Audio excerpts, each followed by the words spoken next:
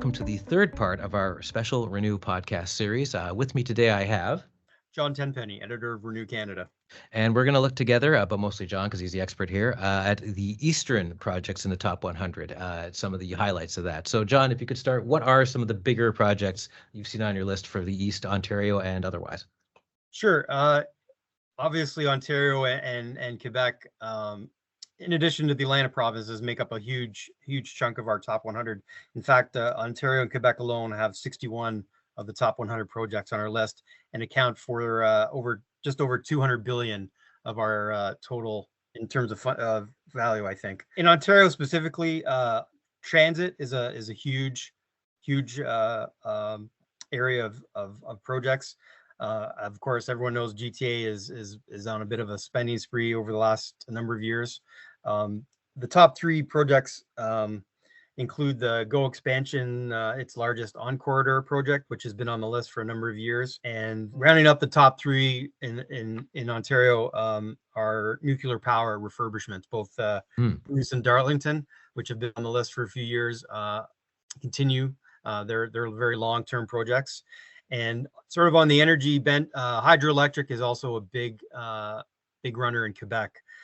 They have quite a number of hydroelectric projects on the go, including the Romaine complex, which has been around our top 10 for the last number of years. And so in our last podcast with the West, we noticed there's a lot of hospitals and other medical projects happening. And you've said it's not quite there yet in Ontario, but you expect it will be in a big way soon. So maybe we could elaborate on that. There's currently a big push in infrastructure on healthcare facilities and in Ontario, we have a number of them. West Park Healthcare in Toronto, the new Sick Kids Hospital is also on the list. And I think, as has been shown in BC recently, there were a number of new healthcare facilities added to this year's list from BC. Not necessarily in Ontario yet, but I'm going to assume with the number of new projects that are up and running, that the Ontario government has talked about recently, I think you may see some more healthcare facilities on next year's list from Ontario. The Chum Hospital Montreal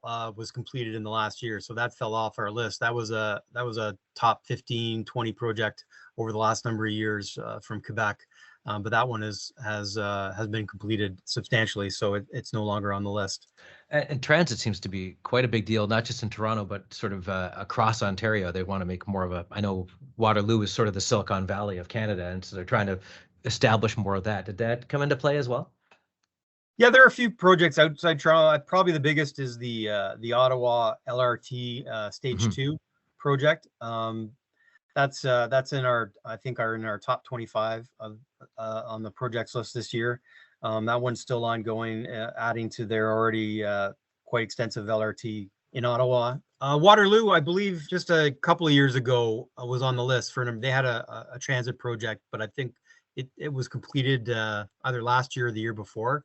I don't think it was on our 2021 list, but I'd have to say we're in the Toronto still. GTA just dominates transit. I mean, of the 17 transit projects in Ontario, I think more than 10 are in the GTA, led Metrolinx and the TTC with their subway and GO expansion projects.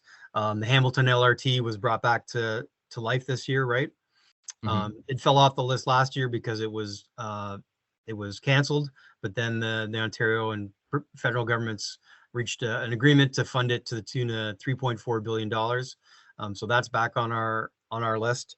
Obviously, things like the Ontario line, the Eglinton Crosstown, and things like that, Scarborough subway extension, are all big projects that are on the list this year and will continue, I think, to be on the list. I might have to say, I mean, there may be some more in the next few years, but I have to say Transit Ontario is probably reaching its peak, I would guess, in that there are so many projects on the go right now. There's still the Yonge North subway extension, which I believe at some point this year, in the coming year, will reach full funding and engagement and some procurement. So I believe that'll probably qualify for our list next year.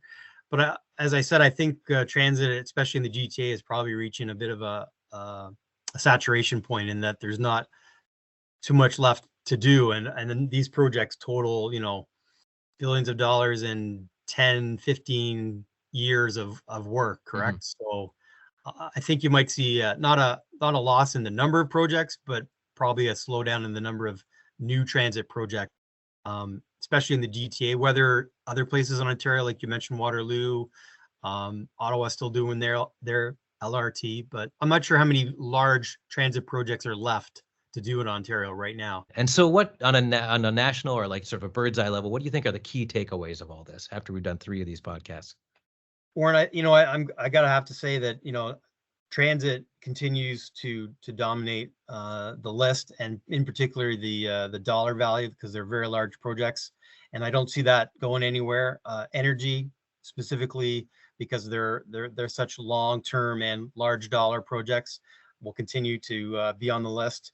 And as we mentioned in this week and last week, healthcare is I think a growing area for projects, and I think we're going to continue to see a number of hospitals and healthcare facilities stay on and be added to the list probably in the next few years.